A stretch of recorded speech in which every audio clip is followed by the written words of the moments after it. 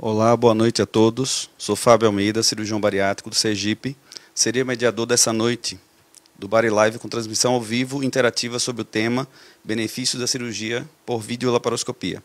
Essa é uma proposta da Sociedade Brasileira de Cirurgia Bariátrica de informar a população sobre temas relacionados à cirurgia bariátrica e metabólica. As transmissões são semanais, sempre a partir das 20 horas, às quintas-feiras. O Bari Live de hoje é especial, pois trata-se de mais um tema sugerido pelo nosso público, você internauta. Hoje vamos falar sobre as principais preocupações e dúvidas de todos os pacientes que realizam ou querem fazer a cirurgia bariátrica e metabólica. Muitas perguntas foram enviadas durante a semana pelos nossos seguidores. Participem desse debate, participam conosco. Com muito prazer eu tenho aqui o Dr. Thomas Ego, de São Paulo, um dos precursores em cirurgia por vídeo do Brasil. Na verdade, ele é o pai da cirurgia digestiva videolaparoscópica no nosso país. E o cirurgião bariátrico, colega Admar Concon Filho, aqui de São Paulo, de Valinhos. Todos podem participar enviando perguntas nos comentários da nossa transmissão. Boa noite, meus colegas. Boa noite, doutor Thomas. Boa noite, internauta. Boa noite, Concon. Eu vou abrir a pergunta, o Bari Live, com uma pergunta muito simples do internauta, e aí não tem pessoa melhor para responder do que o doutor Thomas. Doutor Thomas, quando e como começou a ser feita a videocirurgia ou a cirurgia minimamente invasiva, como a gente conhece hoje, no Brasil? Boa noite, é um prazer estar aqui com vocês. O Bari Life cada vez mais forte, cada vez mais importante. A videocirurgia começou com ginecologistas em 1989, dentro do aparelho digestório foi em 1990. Em 1990 nós fizemos a primeira colicistectomia, especificamente em julho, e a partir daí começou a história da cirurgia laparoscópica do tubo digestório, do aparelho digestório no Brasil. Nos anos 90 cresceu muito, tomou conta de praticamente quase todos os serviços que faziam cirurgia digestiva ou digestória, nos serviços que podiam arcar com esse material. E em 98 nós começamos a fazer a bariátrica por laparoscopia. Isso, a história um pouquinho mais longa. Arthur Garrido, que foi presidente e fundador da sociedade e na realidade é quem ensinou praticamente todos nós a cirurgia bariátrica, ele e eu fomos aos Estados Unidos, em San Diego, e assistimos um grupo que fazia cirurgia laparoscópica, o Alan Whitgrove, que capitaneava, e voltamos de lá para introduzir no Brasil a cirurgia laparoscópica na bariátrica.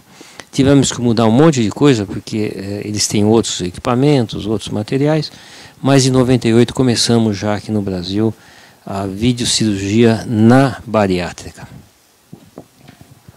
Bom, vocês viram que é uma breve história, né, da cirurgia bariátrica, da cirurgia minimamente invasiva, não só na cirurgia bariátrica, é uma cirurgia do aparelho digestivo como um todo. Eu vou passar a próxima pergunta, também do nosso internauta, para o Concon. Concon, quando está indicada uma cirurgia minimamente invasiva e na cirurgia minimamente invasiva o paciente sente dor? Essas foram duas perguntas dos nossos internautas. Ok, boa noite, Fábio, boa noite, Thomas, boa noite aos nossos internautas. É uma honra e um prazer estar aqui participando desse Bari Live.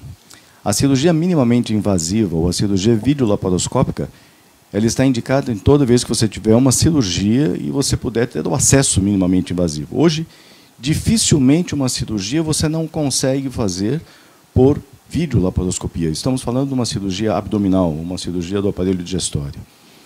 Então, hoje, praticamente todas as cirurgias são possíveis de serem feitas por videolaparoscopia. E o que nós sabemos é que, pela cirurgia minimamente invasiva, pela cirurgia videolaparoscópica, o trauma ao tecido, o trauma ao corpo humano, ele é menor. A agressividade ela é menor, o trauma é menor. Então, realmente é uma vantagem, porque o trauma sendo menor, você não tendo cortes grandes na parede abdominal, você vai ter menos dor no pós-operatório, uma recuperação mais rápida desse paciente, porque ele volta a andar, ele volta às suas atividades normais. Então, realmente, ela tem múltiplas vantagens em relação à cirurgia aberta. Ela tem menos dor, realmente, o trauma cirúrgico é menor e a recuperação, em todos os sentidos, ela é mais rápida. Muito bem. Eu vou puxar aqui um pouquinho a meada disso, o fio da meada disso. Thomas, se sabe, entre nós cirurgiões, entre laparoscopistas, né, que somos, que a gente tem muito mais detalhe na cirurgia laparoscópica e às vezes a gente precisa dizer isso para o internauta, para o paciente que nos está ouvindo agora à noite. O que você pode falar sobre isso? A amplificação da imagem, o detalhe, a destreza que o cirurgião tem que ter, a dissecção mais fina, que provavelmente vai acarretar tudo o que o Concon acabou de falar. Eu queria que você comentasse um pouco sobre isso. No começo se discutia muito sobre vantagens, desvantagens, riscos, custo, mas algumas coisas já se percebeu desde então. Uma delas é o menor trauma e o menor dor, como o Concon falou, isso é indiscutível. Mas mais do que isso, e mais do que simplesmente a gente oferecer ao paciente um pouco mais de conforto, a segurança da cirurgia é muito maior. Uma equipe treinada em videolaparoscopia, comparado com uma equipe treinada em cirurgia aberta, com treinos semelhantes, na laparoscopia nós vamos ter resultados significativamente melhores, com menos complicações. Isso por quê? Nós temos uma visão muito melhor da cavidade, nós temos domínio da cavidade melhor, nós temos uma amplificação da imagem, como você falou, nós temos uma iluminação muito melhor. Barriga aberta no obeso, muitas vezes eu não enxergo adequadamente o que eu quero ver. Tem que regular focos externos, etc. Mesmo com focos frontais, que muitos usam. Com essa amplificação, com a iluminação adequada, eu estou falando na primeira geração de equipamentos, você tem um domínio melhor do campo, oferecendo maior segurança ao paciente e maior domínio cirúrgico ao cirurgião. Claro que isso pode ser melhorado quando se fala em câmeras de 3 dimensões, que não está muito ainda divulgado, muito em uso na cirurgia laparoscópica, mas isso vai melhorar, e à medida que o material vai melhorando, naturalmente isso também vai melhorar. Mas já nós temos uma vantagem muito grande sobre a cirurgia aberta. Um tema muito palpitante, né? E para exemplificar para o nosso internauta, o princípio da cirurgia laparoscópica, lá atrás, a gente fazia com câmeras com resoluções mais baixas. Então é como se a gente tivesse passado pela fase da TV colorida, fase 1, depois fase 2, chegando a TV LED, 4K, etc. E hoje a gente já vai começar a falar em cirurgia em 3D, cirurgia robótica, que é a laparoscopia armada. A gente vai tentar falar um pouco sobre isso ao longo do Body Live de hoje. A próxima pergunta é bem interessante e é também uma pergunta comum no consultório. Todo paciente pode fazer uma cirurgia por vídeo? Concon, todo paciente pode fazer uma cirurgia por vídeo? Existem algumas situações que isso pode ter uma certa restrição. Em medicina a gente nunca fala sempre todo, você sempre tem algumas exceções. Na cirurgia videolaparoscópica no abdômen, como é que é feito? Nós insuflamos ar dentro do abdômen e isso permite que a gente tenha uma visualização da cavidade abdominal que permite você operar. Isso, em algumas vezes, restringe o movimento diafragmático, restringe a expansão pulmonar. Então, você pode, às vezes, por conta disso, ter uma certa restrição em alguns pacientes que você tem um comprometimento da parte ventilatória. Outras vezes, o paciente já pode ter cirurgias abdominais anteriores, ele já foi submetido a outras cirurgias, e essas cirurgias podem, muitas vezes, provocar múltiplas aderências, onde um órgão gruda no outro, e às vezes você não consegue insuflar a cavidade, você não consegue entrar na cavidade, e tem uma certa dificuldade. Muitas vezes você pode até tentar conseguir desfazer dessas aderências pela própria cirurgia videolaparoscópica, ou em algumas vezes não, a aderência ela é tão grande, tão intensa que você não consegue. Essa cirurgia, muitas vezes ela pode ser difícil por vídeo, impossível por vídeo, e ela também vai ser muito difícil quando for feita aberta, se tiver que ser convertido. Então, são raras as situações em que você não consegue operar por vídeo, mas pode ter sim. Seriam essas uma restrição do paciente do aspecto cardiocirculatório ou cardiorrespiratório, um idoso com um comprometimento muito importante, mesmo porque, a hora que você insufla o abdômen, você diminui também esse retorno venoso, retorno do sangue ao coração, e às vezes diminui essa função cardíaca. E se ele já tem uma função cardíaca comprometida, isso pode piorar com a insuflação do abdômen, com a videolaparoscopia. Mas são raros os casos hoje em que você tem uma restrição por videolaparoscopia. Eu confesso que eu não me lembro do último caso em que nós não pudemos. Nós temos esses itens teóricos que a gente tem nos livros, mas eu confesso que hoje eu não me lembro qual foi o último caso em que nós não pudemos fazer por videolaparoscopia. Mas existem situações. Eu estava pensando agora... Eu queria seu comentário agora. Eu estava pensando qual seria a minha resposta para essa pergunta. É uma pergunta difícil, que eu não lembro de nenhuma contraindicação à laparoscopia na cirurgia rotineira, na cirurgia eletiva. Na urgência é diferente.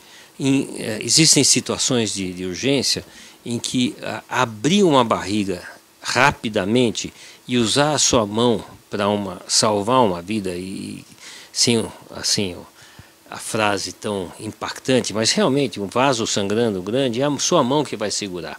A laparoscopia pode postergar a solução do problema. Mas em cirurgia eletiva, eu não lembro, olha, faço isso há alguns anos, né, eu não lembro uma contraindicação desde que a equipe esteja treinada e tenha bom material. Conversão pode ocorrer, também não me lembro da última conversão que tive, mas não tem porquê. E digo mais, e o Concon falou muito bem, quando eu tenho que abrir um paciente que está muito difícil por laparoscopia, provavelmente eu vou apanhar muito mais na cirurgia aberta. Então, vale a pena gastar tempo, usar o tempo, fazer uma cirurgia mais prolongada para soltar as tais aderências, que no dia seguinte você vai agradecer e o paciente vai te agradecer. Você vai dormir com dor nas costas, eu já sou velhinho, vocês são jovens. Mas as costas vão reclamar, mas no dia seguinte todo mundo vai estar mais feliz. Essa pergunta é bem interessante, e aqui dentro da Sociedade de Cirurgia Bariátrica e Metabólica a gente tem que chamar uma atenção ao internauta. A obesidade já foi uma contraindicação nos primórdios da cirurgia laparoscópica, e como tudo em medicina, né, a evolução de material, a evolução de treinamento, a evolução das pessoas, a evolução das equipes, fez com que a obesidade hoje, o tratamento da obesidade, o tratamento cirúrgico, é o que nós estamos falando aqui, dentro da Sociedade de Cirurgia Bariátrica, o padrão ouro seja exatamente a cirurgia laparoscópica. Então, isso chama atenção realmente. Eu também não me lembro, tá, do dia que eu contraindiquei uma cirurgia laparoscópica por esse motivo. Bom,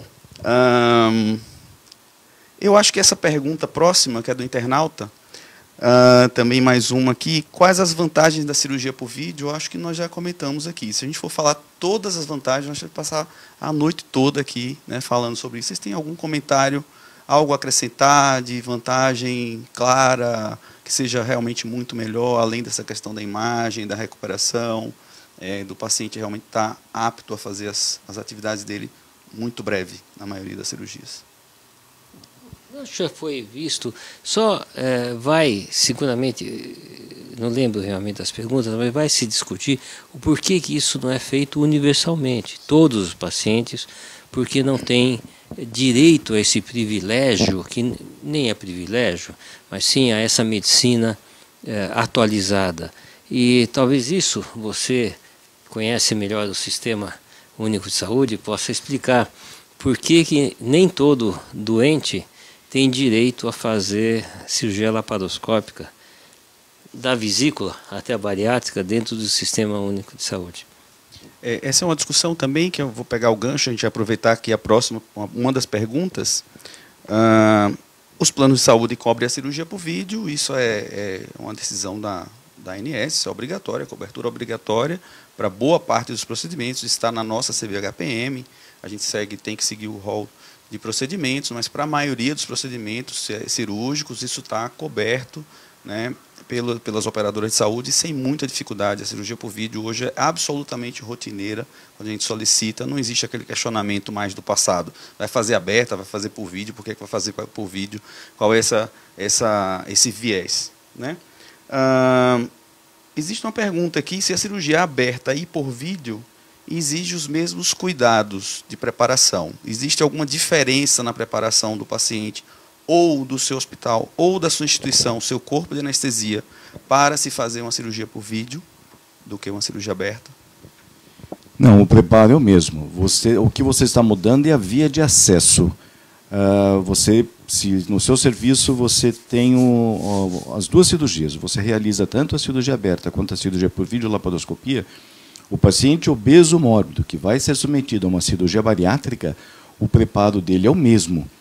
Ele tem uma patologia, ele tem uma doença chamada obesidade, no caso já uma obesidade grave, uma obesidade mórbida, ele vai ter um tratamento para essa obesidade, que é uma cirurgia da obesidade, a cirurgia bariátrica.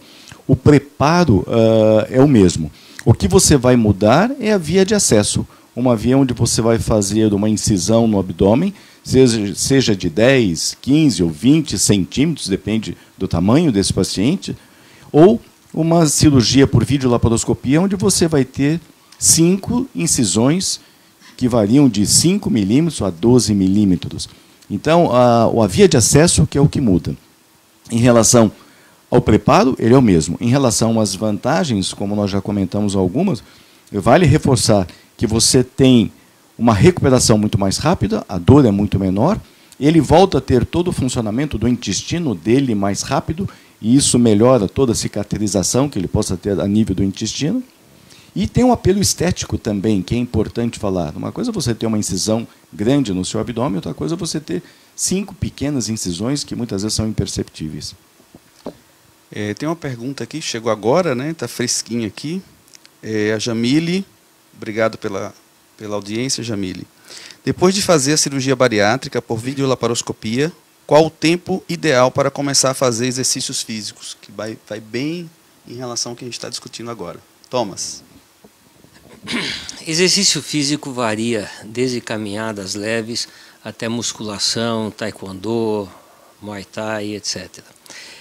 Como rotina, eu libero caminhadas com 1 semana. O paciente sai do hospital após 2 noites, vai para casa, fica em casa primeiros 3, 4 dias por uma questão imunológica. É uma fase de queda imunológica do paciente, e depois está liberado para fazer caminhadas leves, mais com o intuito de não esforçar demais, não desidratar num exercício mais forte. No 2º mês já liberamos exercícios fortes, caminhadas fortes, já pode começar a fazer um transporte, uma natação leve, evitando movimentos bruscos abdominais e trauma abdominal e esforço centrado no abdômen. No 3º mês, com 60 dias, a gente já está liberado natação, já está liberado bicicleta, e com 90 dias liberação total. Então, resumo, com 90 dias eu libero absolutamente tudo, mesmo trauma abdominal. Concom, fora da cirurgia bariátrica, uma cirurgia por vídeo, uma hérnia, um apendicite, uma colestectomia, uma hérnia de hiato, como é que você procede em relação a isso? A falta da atividade física. Nós fazemos semelhante ao que o Thomas colocou. Nós já colocamos o paciente para andar imediatamente após a cirurgia. Então, no nosso hospital, para ter uma ideia, a fisioterapeuta ela fica dentro da sala de recuperação anestésica. E ela já põe o paciente para andar na RPA, na recuperação pós-anestésica, o que já é uma atividade física. Então, nós estimulamos a deambulação desde o pós-operatório imediato e estimulamos a deambulação quando ele vai para casa também. Isso, na cirurgia por videolaparoscopia, onde nós estamos preocupados com a cicatrização desses pequenos portais, a cicatrização completa é depois de 90 dias, como o Thomas comentou. Então, daí você pode fazer o esforço à vontade, a musculação à vontade. Até lá, a gente faz essa progressão, como foi muito bem dito, com as caminhadas, vai intensificando as caminhadas. E isso serve para todas as cirurgias minimamente invasivas, seja bariátrica, seja vídeo, seja hérnia de hiato, a correção do refluxo, por videolaparoscopia também. Ok, excelente. Tem mais uma pergunta aqui, eu acho que tem tempo para mais algumas perguntas. Tem uma pergunta interessante aqui. A Soraya, ela pergunta aqui se o motivo de insuflar o abdômen aumenta o risco de trombose. Acho que ela ouviu isso em algum local e está querendo tirar a dúvida se isso existe, Dr. Thomas. Insuflar o abdômen e aumentar o risco de trombose. Existem relatos, sim, ou estudos, onde se colocam os fatores de risco para a trombose. O aumento exagerado da pressão abdominal, e isso na cirurgia com insuflação de gás carbônico, tem um paralelo à obesidade não cirúrgica. O obeso tem aumento da pressão abdominal, como o paciente em cirurgia também tem aumento da pressão abdominal. Indiscutivelmente, isso dificulta o retorno venoso. Isso é fato. Daí aumentar a incidência de trombose não pode ocorrer. Como assim? Se diminui o refluxo, como é que não vai aumentar? Primeiro, não se deve exagerar na insuflação. Nós temos um aparelho que mantém a pressão controlada e essa pressão tem que ser dentro de níveis seguros. Segundo, o tempo cirúrgico não pode ser extremamente longo, que isso sabe-se que aumenta o risco de trombose. Terceiro lugar, esses pacientes, nós estamos falando em obesos, submetidos à laparoscopia, eles todos têm que ser submetidos à prevenção de trombose. Cada protocolo prevê uma prevenção. Botas pneumáticas, meias elásticas em alguns pacientes, a anticoagulação medicamentosa com anticoagulantes injetáveis, deambulação precoce, como falou, tudo isso tem que ser usado para evitar o aumento da trombose em paciente que aumentou a pressão abdominal por um tempo transitório. Tem uma pergunta aqui que eu vou ter que fazer, que é do meu estado. Tá? Então, obrigado. A Yali perguntando aqui, moro em Aracaju, e vi na TV que o senhor realizou cirurgia laparoscópica robótica em Sergipe. Ela já acrescentou laparoscópica robótica, isso é bom.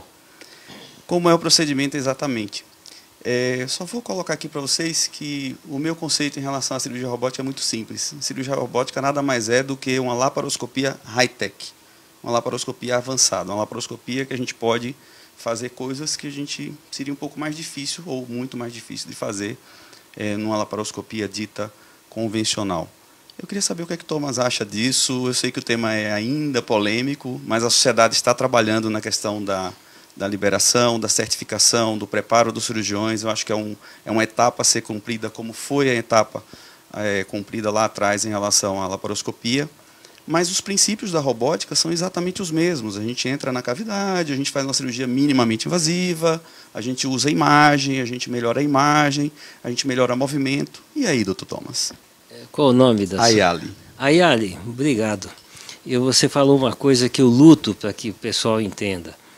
Não existe cirurgia robótica. Existe cirurgia laparoscópica com auxílio do robô. Com o uso de robô entre o cirurgião e o paciente. Então, na realidade, é uma cirurgia laparoscópica onde a pinça é um pouco diferente, onde ao invés de eu segurar a pinça, eu ponho um braço do robô e sento e aciono o robô sentado. Então, realmente é uma cirurgia laparoscópica auxiliada pelo robô ou através do braço do robô. Todo o conceito é igual. Bom, então qual é a vantagem? A mão do robô faz movimentos que eu não consigo fazer na pinça convencional. Hoje, convencional é laparoscópica, né? O robô é mais confortável para o cirurgião, ele está sentado, olhando 3 dimensões, diferente da cirurgia laparoscópica normal, que a gente normalmente trabalha com 2 dimensões. A literatura, até hoje, não consegue afirmar claramente que a cirurgia através do robô, laparoscopia robótica, tem resultados melhores do que a laparoscopia sem a robótica. No futuro, o robô vai dominar, porque eles estão melhorando, está entrando uma tal de inteligência artificial no robô, que vai ser uma coisa maravilhosa, que o cirurgião operando vai ter na tela informações importantíssimas interagindo entre ele e o paciente. Neste momento, a cirurgia laparoscópica por robô é muito boa, muito interessante, está crescendo, está tomando um espaço importante, porém não dá para afirmar ainda que tem resultados melhores do que uma cirurgia laparoscópica. Concom.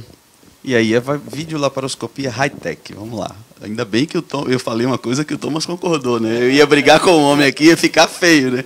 Mas videolaparoscopia robótica. É interessante porque, às vezes, o doente, quando a gente fala em robótica no consultório, o doente imagina que a gente vai soltar um robozinho lá e que o robozinho vai operar ele. O que o Thomas falou é absolutamente o que a gente tem que passar para a população, para quem está nos assistindo, que o cirurgião jamais vai deixar de operar por ter o braço robótico entre ele e o paciente. Então, isso é fundamental que as pessoas entendam. E aí, Concom? Nós não temos dúvida que isso realmente já é o presente e é inevitável que vai crescer.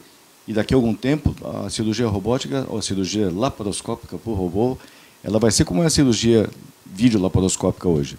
Eu me lembro, no começo, a cirurgia videolaparoscópica, todo mundo falava, será que isso realmente é importante? Isso vai crescer? É isso? E hoje ninguém tem dúvida de que a cirurgia laparoscópica trouxe muitos benefícios. Na cirurgia robótica, você tem realmente, como o Thomas comentou, entre o cirurgião e o paciente, você tem não só o robô, mas você tem um software, você tem uma tecnologia que você melhora a qualidade da imagem, que você melhora a precisão da pinça, que você diminui o tremor que pode ter natural na mão do cirurgião. Então, são vantagens que você vai ter. E quando você tiver essa inteligência artificial atuando de uma forma assim corriqueira, isso vai ficar ainda melhor. Nós não temos a menor dúvida de que esse é o caminho, essa é a evolução, e se isso, para se tornar 100% das cirurgias, quantos anos isso vai acontecer, não sabemos. A cirurgia videolaparoscópica que nós fazemos hoje, ela ainda não é 100% no nosso país. Existem muitos lugares onde a cirurgia aberta ainda é feita, não só na cirurgia bariátrica, mas até numa cirurgia de vesícula. Mas porque existe ainda um custo nesse investimento, são aparelhos ainda muito caros, mas que com o passar dos anos isso vai se tornar mais viável, mais em conta, mas que é o futuro. Nós não temos a menor dúvida disso e realmente só vem acrescentar. Você tem uma visão melhor, que você vai estar vendo em 3D, você tem um software que garante algumas seguranças a mais na tecnologia, então só tem a acrescentar, todo mundo vai evoluir para isso. Excelente. Nós temos uma pergunta aqui, a Ana perguntando se um paciente bariátrico pode ser doador de sangue de medula. E nós temos uma pergunta aqui que foge um pouquinho do tema também, mas que eu vou colocar. Quando o paciente deve usar dreno? Eu acho que são respostas que a gente tem que dar de forma bem rápida. Né? Você usa dreno? Não, nós já paramos de usar dreno há alguns anos. Demoramos um bom tempo para deixar de usar o dreno, porque aprendemos assim, e até deixamos de usar, nós demoramos algum tempo, mas nós já deixamos de usar o dreno, acho que coisa de 5 ou 6 anos. Então, hoje, falar que nós não usamos mais também, não posso dizer isso, porque em medicina nunca você... Pode ser uma cirurgia mais difícil, que eu fique inseguro, preocupado, eu possa colocar um dreno ali, mas fora isso, eu também não me lembro a última vez que eu coloquei um dreno. Faz muito, esses últimos 5 ou 6 anos, nós não colocamos mais o dreno, o que melhorou muito o pós-operatório, porque aquele dreno muitas vezes levava dor, ficava saindo ali uma secreção, um curativo não só feio também, e o paciente ficava preocupado com aquele dreno. Então, hoje nós não utilizamos mais. Thomas, em relação à medula... Eu não conheço o protocolo de doação, mas eu creio que não tem, do ponto de vista nosso, nenhum inconveniente. A doação de sangue em quem tem bypass, principalmente mulheres, eu não acho muito adequado. Um dos problemas que nós temos com mulher que faz bypass é a manutenção da crase sanguínea, da hemoglobina, quer dizer, a série vermelha. Agora, medula não vejo problema nenhum. Dreno eu coloquei nos primeiros 800 pacientes, depois não coloquei mais. Muito bem. Deixa eu pegar aqui uma outra pergunta. Essa é boa de responder. Essa eu vou passar para os dois para tirarem aqui. Qual o índice de satisfação de um paciente que faz uma cirurgia fechada e aberta? Para começar, gente, o Dr. Thomas tem muito pouca cirurgia aberta. Então, alguém que vai falar sobre cirurgia aberta, não sei quanto tempo tem que ele fez a última cirurgia aberta. Mas vamos falar sobre cirurgia bariátrica. Thomas, Do que você ouviu em relação à cirurgia aberta e cirurgia laparoscópica? Compara o índice de satisfação de um e de outro. Com a mesma coisa. Eu fiz cirurgia aberta até 2001, 2002. Então já faz algum tempo que eu parei. E o número foi pequeno. Mas, enfim, eu tenho pacientes que eu acompanho até hoje. O índice de satisfação é muito grande nas duas vias de acesso. O paciente, na época, tem mais um agravante ou atenuante, não sei, que a gente operava pacientes maiores do que hoje. Esses pacientes tinham resultado na qualidade de vida, na forma de viver, perdiam peso. Eles eram tão felizes que aquela incisão não levava a grandes queixas no dia a dia. Tinha uma incidência alta de hérnia, chegava a 30% hérnia incisional, mas que também não era de arrancar os cabelos, porque o paciente desses grandes, que tinha uma incisão, acabava fazendo plástica, os plásticos faziam aquelas incisões em âncora, e aí a gente corrigia a hérnia junto. Eu tenho a impressão que, resumindo, os dois grupos têm alto nível de satisfação, mas isso não quer dizer que a laparoscopia não supere a cirurgia aberta em termos de qualidade e segurança. Acho que a resposta do Thomas foi muito inteligente, muito feliz. Quando nós fazíamos a cirurgia aberta, e nós fizemos até quase final de 2011, porque em 2012 que os convênios passaram a ser obrigados a oferecer por cirurgia por laparoscopia. E na nossa região, era esse o paciente que nós tínhamos, era o paciente por convênio que vinha fazer a cirurgia aberta. De 2012 para cá, que os convênios passaram a cobrir, a oferecer a cirurgia por videolaparoscopia, que daí não fizemos mais a cirurgia aberta. Acontece que, na cirurgia aberta, quando fazíamos, e ela poderia dar mais dor, nós usávamos outros recursos para minimizar a dor, como a colocação de um catéter peridural, e o paciente ficava com esse catéter peridural e fazendo analgesia nesse catéter a cada 12 horas, para que ele não tivesse dor, ou tivesse uma dor mínima que a gente conseguisse fazer com que ele andasse, fizesse toda a sua fisioterapia respiratória necessária para isso. Com a cirurgia laparoscópica, nós deixamos, não precisamos mais do catéter de peridural. Então, isso foi uma mudança importante. Mas a satisfação do paciente realmente é sempre muito grande. Eu costumo dizer que a sala de espera hoje do cirurgião bariátrico, eu acho que deve ser como a sala de espera de um cirurgião plástico, onde os pacientes estão muito felizes com o resultado. Nós não tínhamos essa alegria na sala de espera com os pacientes que nós operávamos por câncer. Mesmo sabendo que nós tínhamos resolvido um problema do paciente, você não tinha essa energia positiva na sala de espera. Hoje, a sala de espera dos pacientes pós-bariátricos é uma energia positiva muito grande. É um pessoal animado, falando das suas experiências, do que mudou na sua vida. Então, mesmo na cirurgia aberta, e mais ainda com a cirurgia por vídeo, a satisfação é muito grande.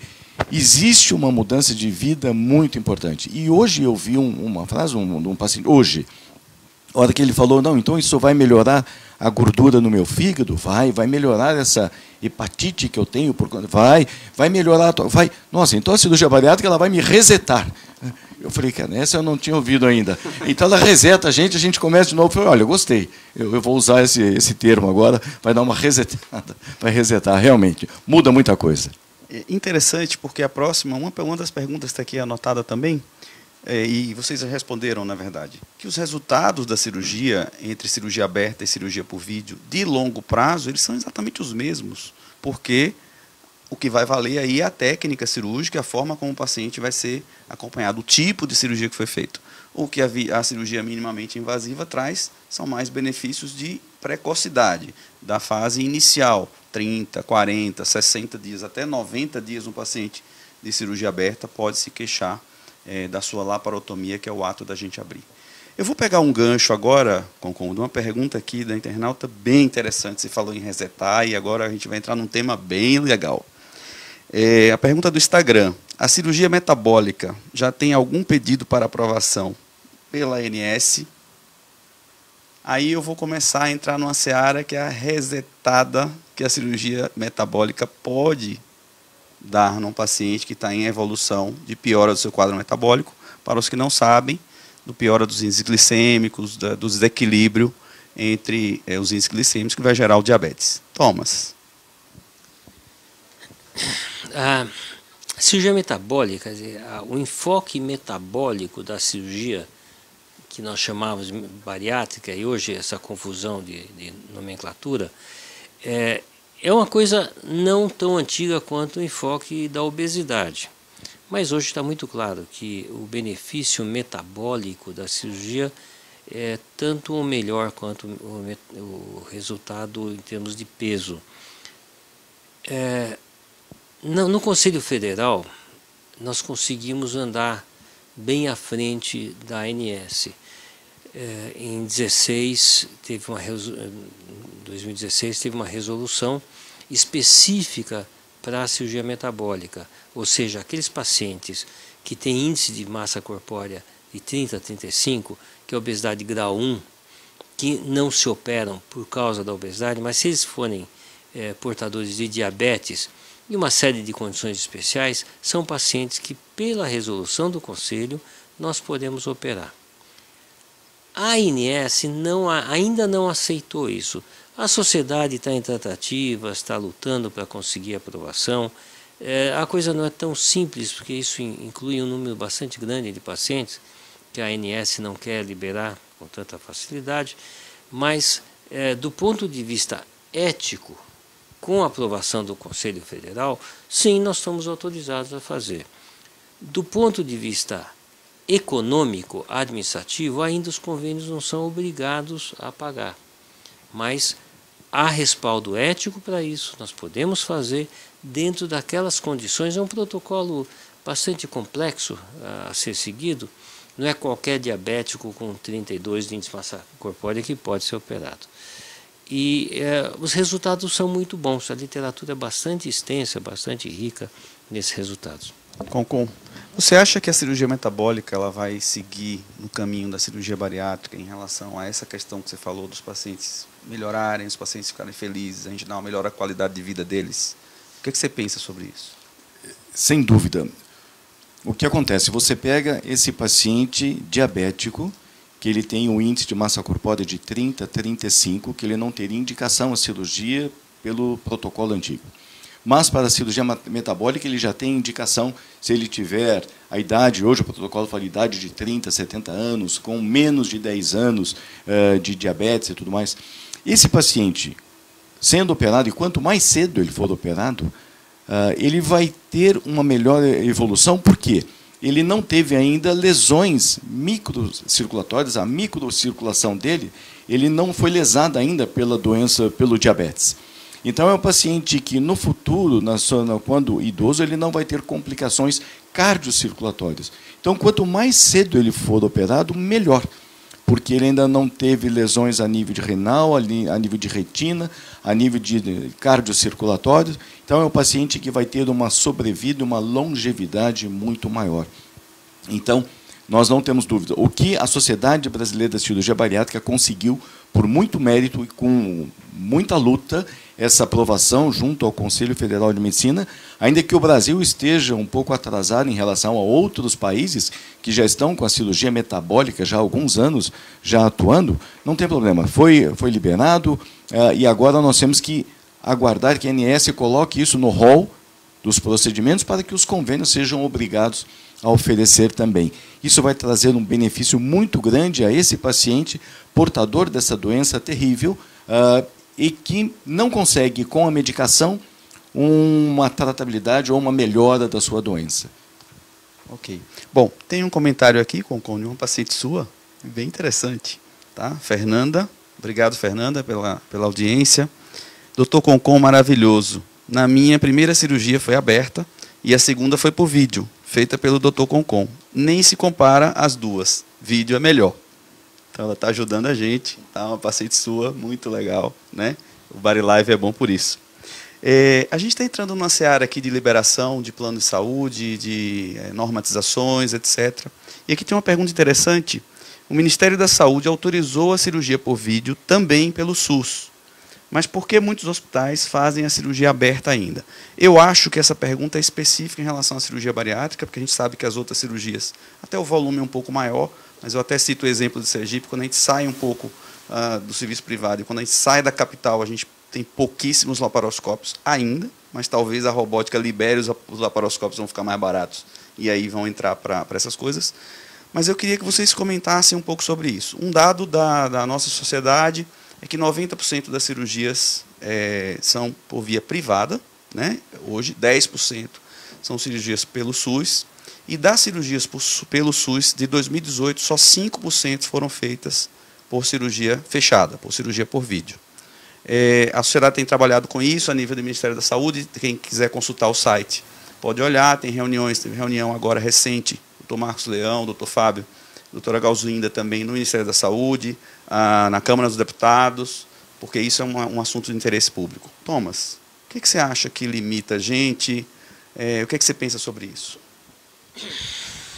Eu tenho a impressão que nós estamos no Brasil. E o Brasil não tem dinheiro. O que limita é dinheiro, ponto. O laparoscópio é caro. Nós mostramos no início da laparoscopia que o resultado final do paciente laparoscópico comparado com o aberto era melhor, porque apesar do custo maior imediato da operação, esse voltava às suas lides profissionais mais rápido, seja lide profissional de mãe ou lide profissional na empresa. E isso, com a economia desse tempo de parada, acabava equivalendo o custo. Mas o que não se leva em conta é que o hospital que compra o laparoscópio tem que manter, tem que fazer a manutenção técnica e tem que manter a reposição de peças, a reposição do laparoscópio. São peças delicadas. Um laparoscópio ou uma fibra ótica que se usa para iluminação, que é mal cuidada e por acaso dá uma batidinha no chão, vai para o lixo. Custa $1.000. Se eu for comprar, provavelmente serviço público tem outros passos e chega a 3, 4 vezes esse preço, mas isso, enfim. Então é caro. O que falta é dinheiro. No momento que a gente tiver mais dinheiro, e dinheiro não é dinheiro na fonte, dinheiro bem utilizado. Que se o dinheiro que a saúde no Brasil tem fosse bem utilizado, sem esse aumento brutal do custo final de tudo que a gente vê, nós teríamos laparoscópio no hospital. Então é uma questão de preço, custo, dinheiro e o bom aproveitamento correto e honesto do dinheiro da saúde. Concon, você quer acrescentar algo sobre isso? Eu acho que nós temos que ver alguns números importantes que nós temos. Nós sabemos que hoje, a nível mundial, nós só estamos operando 2% dos pacientes que têm indicação cirúrgica. 98% não estão sendo operados. Isso não é só Brasil, é nível de mundo. Por quê? Vários são os motivos. Dificuldade de acesso a um serviço que tenha cirurgia bariátrica, ou até medo ou desconhecimento da cirurgia bariátrica, ou às vezes o paciente desconhece que ele tem uma doença que precisa ser tratado. Então, nós só estamos conseguindo operar 2% dos pacientes que precisam ser operados. No Brasil, a sociedade fez esse levantamento. Em 2018, veja, foram operados em torno de 69 mil pacientes obesos. O Brasil é o segundo país que mais opera cirurgia bariátrica, né? Perdendo apenas para os Estados Unidos. Então, nós temos um movimento cirúrgico bom, mas ainda pequeno perto do que nós precisamos. Nós temos muito trabalho pela frente. A hora que você vê isso, e você vê uma nossa população, onde nós já temos 51% da população com sobrepeso, 19% da população já com quadro de obesidade instalado. Nós temos no Brasil quase que 12 milhões de pacientes com indicação cirúrgica. E nos últimos 8 anos nós conseguimos operar 415 mil, apenas 3%, 4% disso. Então nós temos uma demanda reprimida ainda, que nós temos que ter muito mais equipes treinadas e fazendo isso, muito mais. A hora que você vai para uma cirurgia laparoscópica, o custo parece ser maior no começo, a longo prazo, a hora que você vê aquela hérnia incisional, que o Dr. Thomas já comentou, a hora que você vê outros benefícios em que esse paciente retorna ao trabalho mais cedo, no fim ele se equipara. Então a cirurgia laparoscópica tem isso. E a Sociedade Brasileira de Cirurgia Bariátrica, com a diretoria atual e o trabalho das outras também, estão muito atuando no Ministério da Saúde para que se viabilize. E o Ministério da Saúde pediu um pouquinho de tempo para eles estudarem como viabilizar esse custo, esse material, para que possa pôr isso em prática. Eu não tenho dúvida, eu sou muito otimista, eu não tenho dúvida que isso também é coisa para pouco tempo. Nós vamos estar fazendo a cirurgia laparoscópica pelo SUS, e nós temos que ter mais centros preparados para isso, atuando, para que a gente consiga ampliar essa demanda e não ficar com uma pequena porcentagem tendo acesso a essa oportunidade de melhora de qualidade de vida, melhora de sobrevida.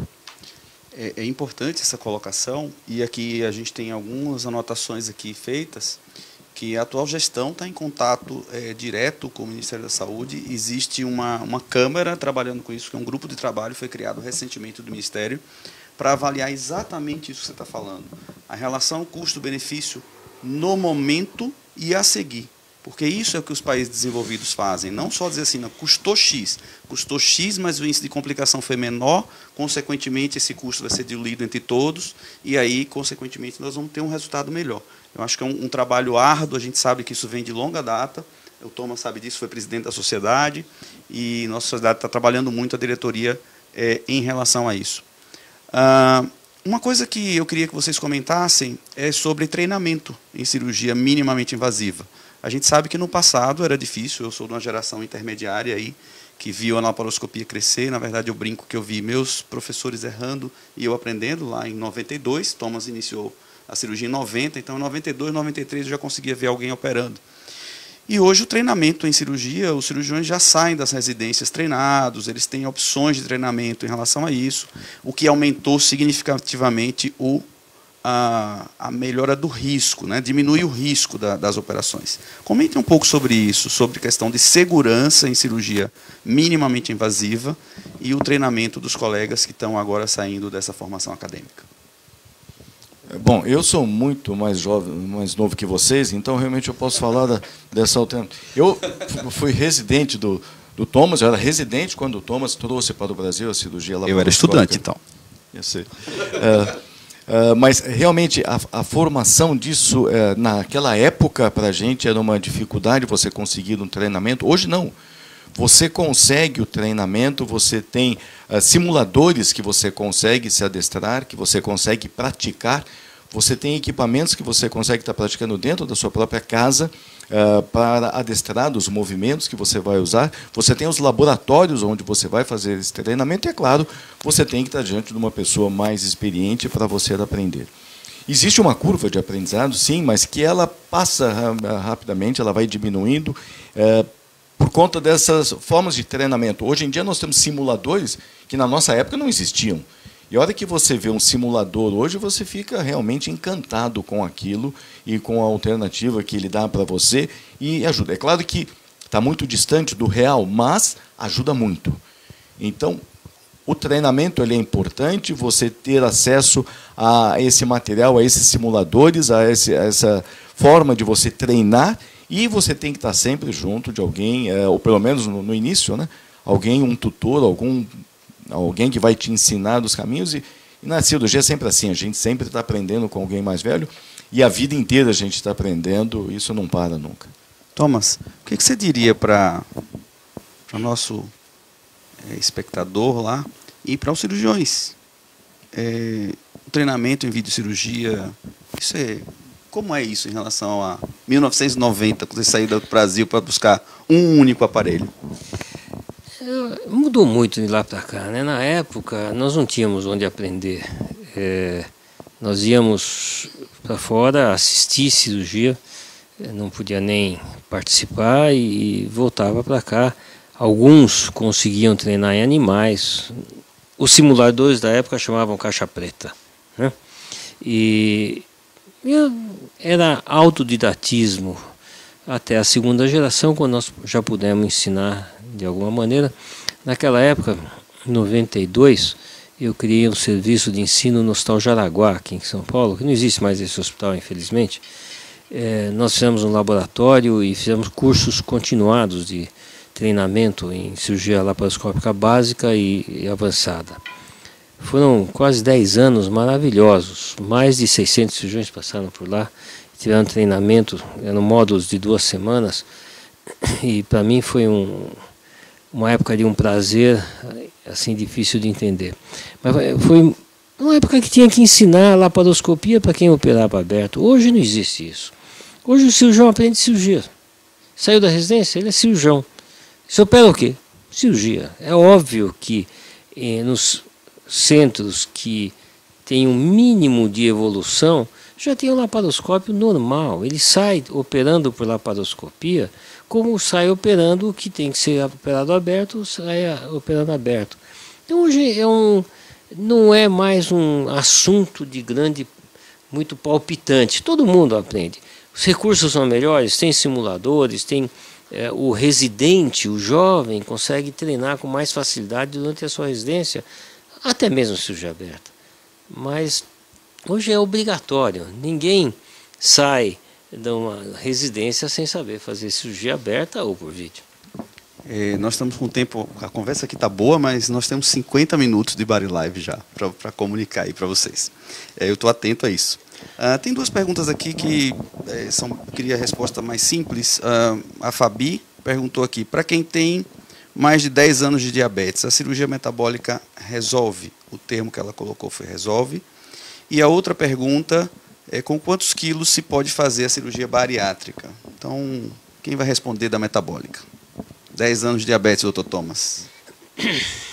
Esse é um dado muito pouco preciso. Primeiro, diabetes tem que ser tipo 2, tipo 1 não tem indicação cirúrgica. E quem tem 10 anos de diabetes, real ou de diagnóstico? Se tiver 10 anos de diagnóstico, são 15 anos de diabetes. Qual o nível de glicemia que a pessoa tem? Que tipo de tratamento que ele faz? 10 anos de diabetes controlado com medicação oral, é um paciente que vai ter uma resposta muito melhor, provavelmente, do que um paciente que tem 10 anos de diabetes, ou 5 anos de diabetes, tomando insulina com dificuldade para controlar.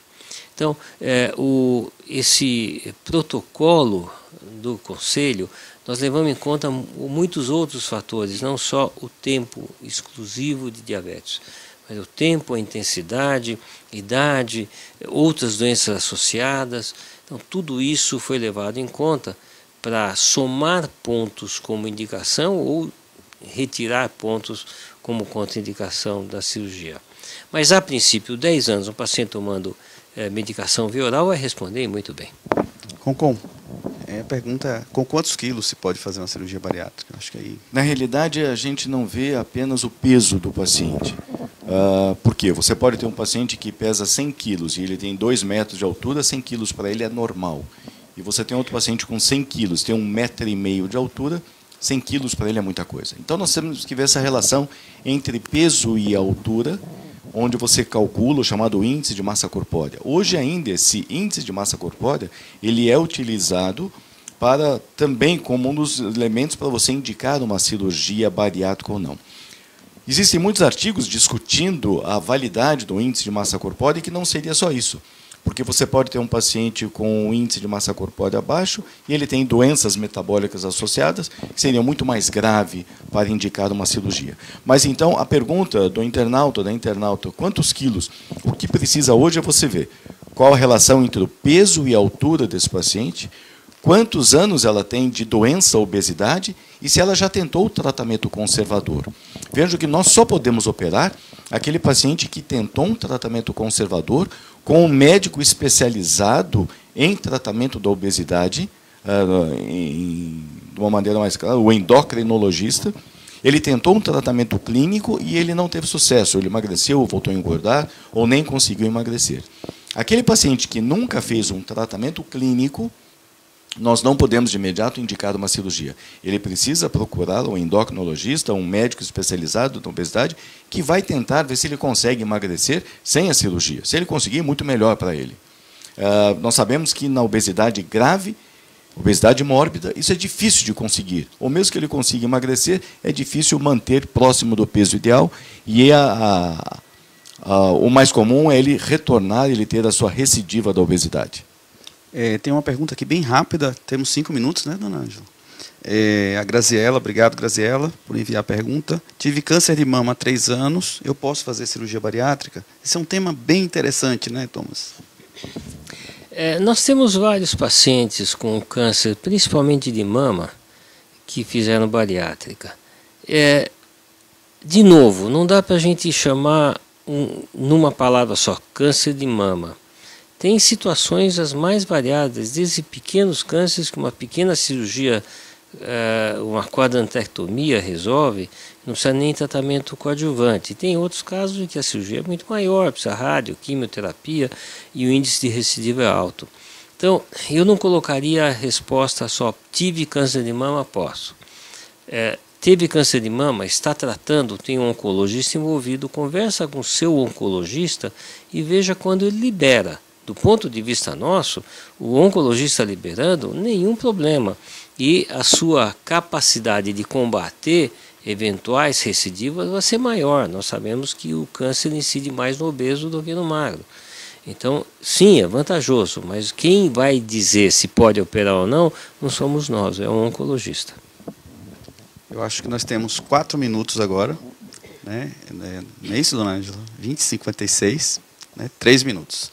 Eu vou iniciar aqui com alguns comentários, depois comentários de vocês. O Bari Live sempre foi uma coisa que eu sou fissurado no Bari Live, um contato direto com o nosso cliente, um contato direto com o paciente. As perguntas que nós recebemos aqui vieram de forma bem espontânea.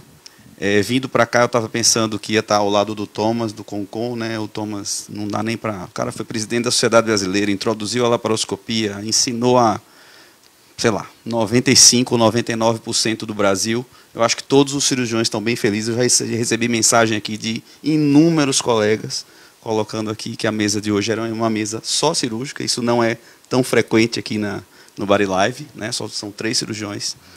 Eu queria agradecer muito a Érica, a dona Ângela, a diretoria da nossa sociedade pelo trabalho de vocês. Thomas, considerações finais sobre o nosso assunto palpitante, cirurgia minimamente invasiva. Tudo, doutor Thomas. Para mim é uma honra estar aqui com vocês.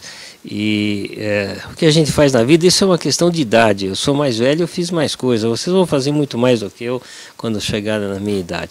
Mas é uma honra estar aqui com vocês e o dia a dia nosso é isso, tentar ensinar e mostrar o que nós acreditamos e aprendemos também para os colegas. E foi um grande prazer e voltaremos. Sim. Concon. Eu gostaria de, acho que 2 comentários. Também agradeço a participação, para mim é uma honra estar aqui com vocês dois, é uma honra estar aqui na sociedade.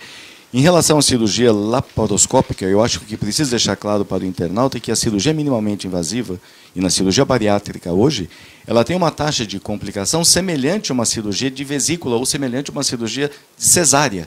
Então, realmente, a cirurgia minimamente invasiva, a cirurgia da obesidade bariátrica, ela melhorou muito com a cirurgia videolaparoscópica. Isso é muito importante.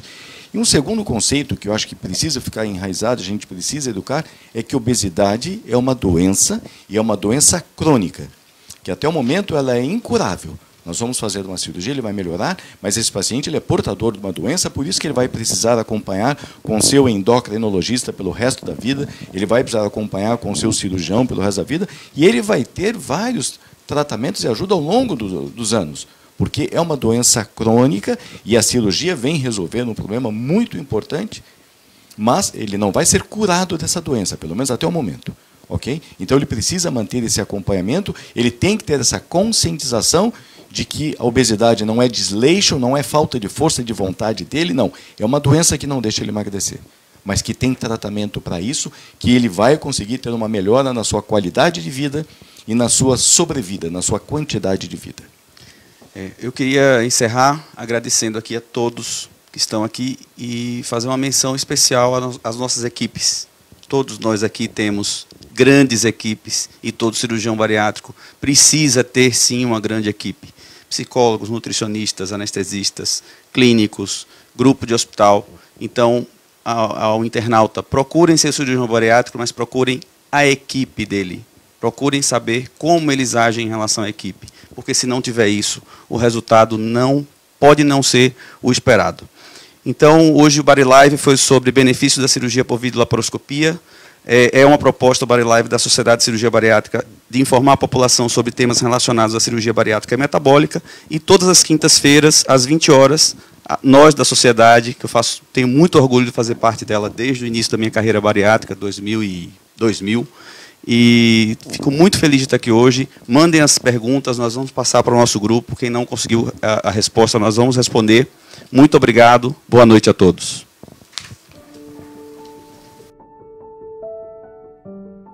Muito prazer, né? Assim, eu queria muito, né?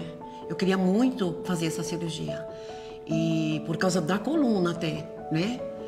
E por causa do diabetes também, porque o diabetes, ele atrapalha muito a vida da pessoa. E para mim foi assim, nasci outra vez, né? Para mim foi excelente. De vigor, de paz, né? De tranquilidade. E hoje eu sou uma outra pessoa. Hoje eu consigo andar tranquila, eu sou mais leve, eu era muito pesada. O diabetes atrapalhava muito também, porque aumentava demais. E agora o diabetes é super controlado. A cirurgia metabólica eu descobri através da internet. A vida mais difícil de uma pessoa com diabetes é ela querer comer e não poder. Isso é triste, porque se comer, ela vai ficar doente e ela vai morrer com certeza. Então, o que é mais difícil, eu acho que é isso. É você ter vontade de comer e não poder.